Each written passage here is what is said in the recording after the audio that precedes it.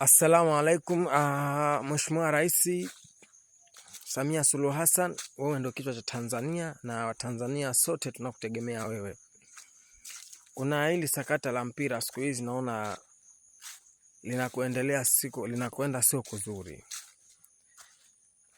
Tunaangalia mechi ya Yanga na Tabora.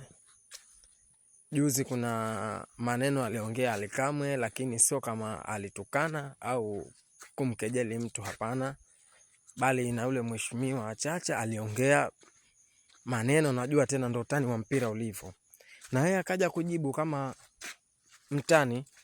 Kwa baada ya kujibu yale mambo kakamatwa kama hivyo. Lakini sasa hivi kama mtu akimjibu mtu sasa hivi hakumtukana wala hakumkashifu, ikawa anachukuliwa hatua kama hizo za kukamatwa.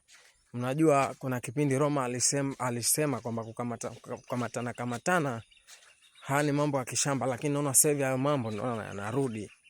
Sasa mimi ningeomba Mheshimiwa Rais, hawa viongozi ambao hawawezi matani ya mpira, basi ni bora wasiingie wakatania, kwa sababu sisi kama mashabiki tunapenda sana akitokezea msemaji wa timu fulani akasema timu fulani na timu fulani akajibu. Hakuna matusi, bali ni lugha tu za kawaida ambazo za utani wa jadi wenyewe kama tunavyosema. Na utani siku zote sehemu yote ukiwepo inakuwa mambo yanakuwa mazuri zaidi. Hem, tunaomba haya mambo sasa hivi yaishe. Ongea na hao viongozi ambao wakiona hawawezi matani ya mpira kama hivi, basi ni bora wasiingie katika shughuli kama hizi. Sisemi kwa ubaya, ila tunapenda sana sisi matani kwa sababu mpira ndo unanoga zaidi. Asante.